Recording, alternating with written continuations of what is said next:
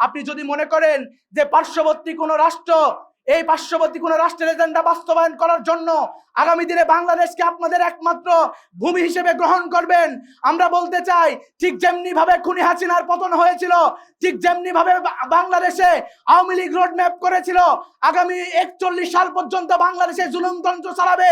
এই কার্ড খেলার মাধ্যমে যদি মনে করেন আপনারা নির্বাচিত হয়ে বাংলাদেশে আবার নতুন করে জুলুমতন্ত্র কায়েম করবেন, আপনারা মনে রাখবেন আগামীর এই যুব সমাজ আবার ঐক্যবদ্ধ হবে, ছাত্র সমাজ ঐক্যবদ্ধ ভাবে হাদি ভাইয়ের বিচারের জন্য, আমাদের গুম থাকা বিচার যারা আছে তাদের বিচারের জন্য, ও ইলিয়াস আলীর বিচারের জন্য, এবং আমাদের জাতীয় নেতৃবৃন্দকে জুডিশিয়াল কিলিং করা হয়েছে এই বিচারের জন্য আমরা রাজপথে আবারও নাম। আমরা কারো বিরুদ্ধে কথা বলার জন্য আমরা মঞ্চে বক্তব্য দেই না। আমরা কোনো সমাবেশ, আমাদের কোনো উঠান বৈঠক, আমাদের কোনো বক্তব্য, আমাদের কোনো পেপার পত্রিকা কেবল কারো বিরুদ্ধে সমালোচনার জন্য নয়, বরঞ্চ আমরা যেভাবে ঠিক গত 50 বছর এই বাংলাদেশের রাজনীতিতে গুরুত্বপূর্ণ ভূমিকা পালন করে আসছি, আমরা বিশ্বাস করি ইসলামী ছাত্র শিবির যতদিন পর্যন্ত এই জমিনে সাধারণ মানুষ নির্যাতিত হবে, যতদিন পর্যন্ত একজন মানুষ মজলুম থাকবে, মজলুমের পক্ষে ইসলামী ছাত্র শিবির কথা বলবে, এবং জালিমের কোন রক্তচক্ষুকে ইসলামী ছাত্র শিবির এই গত 10 শতাব্দীতে বাংলাদেশে ভয় করেনি, আগামীতেও ভয় করবে না ইনশাআল্লাহ। সম্মানিত উপস্থিতি, শুধু উদারতা আহ্বান রাখতে চাই, আগামী দিনে যে নির্বাচন, এই নির্বাচনে আমাদের দায়বদ্ধতার জায়গা হলো আমাদের 2000 শহীদ। এই নির্বাচনে আমাদের দায়বদ্ধতার জায়গা হলো আমাদের প্রায় 30,000 ভাই বোন যারা পঙ্গুত্ব বরণ করেছেন, তাদেরকে পুনর্বাসন করার জন্য আমাদেরকে দায়িত্ব গ্রহণ করতে হবে।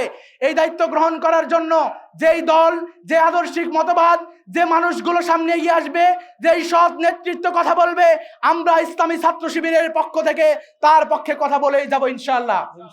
সম্মানিত উপস্থিতি, পরিষদে শুধু এতটুকু বলতে চাই, আমরা কেবলমাত্র কোনো মার্কার নয়, কেবলমাত্র কোনো পক্ষের নয়, বরং আমরা চাই বাংলাদেশে সকল জুলুমতন্ত্রের কবর রচনা হোক এবং বাংলাদেশে ন্যায় এবং ইনসাফ প্রতিষ্ঠিত হোক। কিন্তু আমরা খেয়াল করলাম ন্যায় এবং ইনসাফের কথা বলার কারণেই সেদিন কিন্তু ঢাকার রাজপথে আমাদের সকলের প্রিয়, আমার মনে হয় সারা বাংলাদেশের মানুষ যখন কারো কথা শুনে এবং মনের কথাগুলো বের হয়ে আসতো, তার মধ্যে অন্যতম ছিলেন শরীফ উসমান হাদি ভাই। আপনারা খেয়াল করেছেন সেদিন কিভাবে সুপরিকল্পিতভাবে একটি চক্র দেশি বিদেশি ষড়যন্ত্রের মাধ্যমে তারা উসমান হাদি ভাইকে প্রকাশ্য দিবালোকে গুলি করে তাকে শহীদ করা হয়েছিল। আমরা খেয়াল করেছি এই আন্দোলনের সারা বাংলাদেশের শিক্ষার্থী সমাজ, ইসলামী ছাত্র শিবির সহ বিভিন্ন সংগঠন তার বিচারের দাবিতে রাজপথে নামলেও একটি সংগঠন এর পক্ষে সামান্য পর্যন্ত শব্দ তারা করে নাই। আমরা বলতে চাই যে বাংলাদেশে আগামী দিনে এই ছাত্র সমাজ দেখতে চায় একটি ইনসাফের রাষ্ট্র। আজকে আমাদের এই প্রোগ্রাম বাংলাদেশে যতগুলো নেতৃত্ব ইসলামী ছাত্র শিবির সাপ্লাই দিয়েছেন, তার মধ্যে আপনাদের এই কুমিল্লাতে মনে হয় বিশাল একটা অংশ সাপ্লাই দিয়েছেন, আলহামদুলিল্লাহ। আমাদের প্রিয় ডক্টর মোবারক হোসেন ভাই, ইসলামী ছাত্র শিবিরের সাবেক সদ্য বিদায়ী কেন্দ্রীয় সভাপতি জাহিদুল ইসলাম ভাই সহ বিভিন্ন পর্যায়ের নেতৃবৃন্দ উপস্থিত আজকের প্রোগ্রামের আমি মনে করি মধ্যমণি আপনারা যারা আমাদের সামনে বসে আছেন, দীর্ঘ সময় যাবত হয়তো প্রোগ্রাম চলমান রয়েছে, সবাইকে আমার আন্তরিক সালাম, আসসালামু আলাইকুম ওয়া রাহমাতুল্লাহি ওয়া বারাকাতুহু। প্রথমেই ধন্যবাদ জানাচ্ছি, যখনই ভাই বলেছেন কুমিল্লার প্রোগ্রাম, আমরা চিন্তা করলাম আমাদের আজকে মূলত ঢাকা যাওয়ার একটা সফর ছিল, সফর বিরতি চলছে, যার কারণে আমাদের বহরটা অনেক বড় হয়েছে, আলহামদুলিল্লাহ।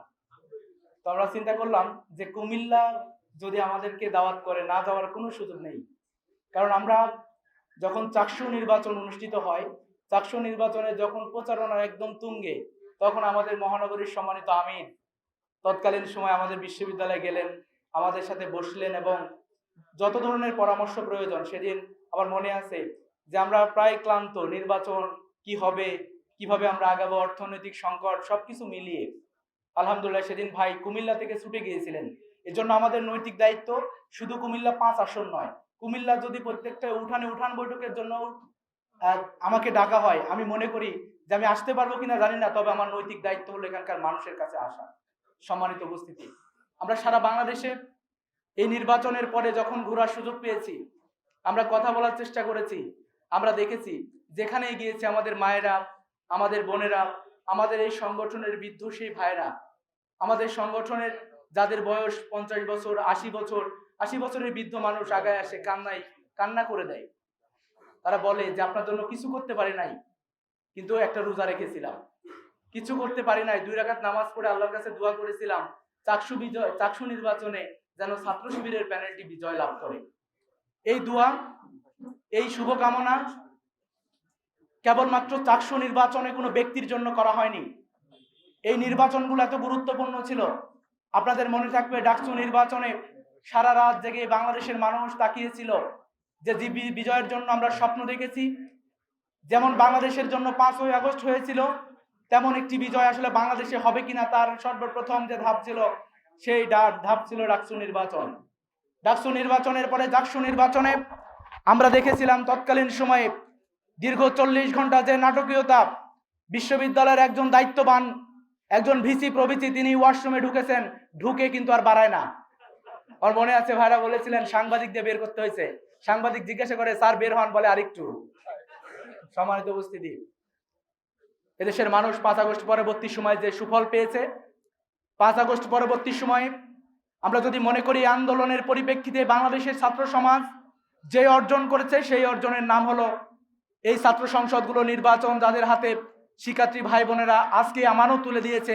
তাদের দ্বারা বাংলাদেশে কোনো টেন্ডারবাজি, কোনো ধরনের অন্যান্য অপকর্ম, আমি মনে করি এমন কোনো ঘটনা এই সকল নেতৃবৃন্দের দ্বারা হয়তো সংগঠিত হবে না, যা ইতিপূর্বে আমরা দেখেছি। কেবলমাত্র ছাত্রলীগের একটা সামান্য সংগঠনের সামান্য দায়িত্ব পালন করাকালীন একজন বিশ্ববিদ্যালয়ের শিক্ষক থেকে শুরু করে বিভিন্ন পর্যায়ের বিভিন্ন জনকে লাঞ্ছিত করা, বিভিন্ন জনকে নিরপরাধ মানুষগুলোকে কিভাবে তারা একের পর এক মামলা দিয়ে অত্যাচার নির্যাতনের শিকার করেছে আমরা দেখেছি। তারা নিয়োগ বাণিজ্য করে লক্ষ লক্ষ টাকা ইনকাম করেছে। কিন্তু বাংলাদেশের ইতিহাসে আমরা মনে করি ইসলামী ছাত্র শিবির তো দূরে থাক, এই ছাত্র সংসদের গায়ে সামান্য পরিমাণে এই কালি তারা লেপন করতে পারবে না ইনশাআল্লাহ। সম্মানিত উপস্থিতি, আমরা শুধু এতটুকু বলতে চাই, এই নির্বাচন কেবলমাত্র একটি সরকার পরিবর্তনের নির্বাচন নয়, এই নির্বাচন কেবলমাত্র দাঁড়িপাল্লা কিংবা ধানের শীষের নির্বাচন নয়। এই নির্বাচনের মাধ্যমে বাংলাদেশের মানুষ আগামী 50 বছরে বাংলাদেশ কিভাবে পরিচালিত হবে, সেই রোডম্যাপ তৈরি করার জন্য আমাদের আজকের এই নির্বাচন। এই নির্বাচন একটি কাঙ্ক্ষিত নির্বাচন পাওয়ার জন্যই গত 17 বছর আমাদের অসংখ্য ভাই খুন হয়েছে, গুম হয়েছে। আমাদের জাতীয় নেতৃবৃন্দকে ফাঁসির কাস্টে ঝুলিয়ে তারা নির্মমভাবে জুডিশিয়াল কিলিং করেছে। আমাদের অসংখ্য ভাই, তাদেরকে ক্রসফায়ারের নামে নাটক সাজিয়ে তাদেরকে সেদিন হত্যা করা হয়েছিল। আমাদের ইসলামী ছাত্র শিবিরের এখন পর্যন্ত 6-7 জন ভাইকে গুম করে রাখা হয়েছে, তাদেরকে এখন পর্যন্ত কোথায় আছে সন্ধান দেওয়া হয়নি। বরং এই নির্বাচনকে আমরা কোনো সাধারণ নির্বাচন মনে করি না। এই নির্বাচনকে তারা সাধারণ নির্বাচন মনে করতে পারে যাদের নেতৃবৃন্দ গুম হওয়ার পরে, যাদের নেতৃবৃন্দ খুন হওয়ার পরে তারা বলে এটি স্বাভাবিক কোনো ঘটনা। আমরা মনে করি বাংলাদেশের প্রত্যেকটি মানুষের জীবনের মূল্য রয়েছে, প্রত্যেকটি মানুষের জীবনে তার পরিবারের কাছে গুরুত্ব রয়েছে। আমরা মনে করি আমাদের কোনো নেতৃবৃন্দ শুধু নয়, বাংলাদেশের কোনো সাধারণ কৃষক, শ্রমিক, সাধারণ জনতা, তাকেও যদি কোনো বিচার বহির্ভূত হত্যাকাণ্ডের শিকার হতে হয়, আমরা এর বিপরীতেও দাঁড়াবো এবং মনে করি তার পরিবেশে গুরুত্বপূর্ণ ব্যক্তি। আমাদের কাছে এই বক্তব্য নেই যে আমার দলের কোনো নেতৃবৃন্দকে গুলি করে হত্যা করা হবে আর বলা হবে এটি স্বাভাবিক ঘটনা।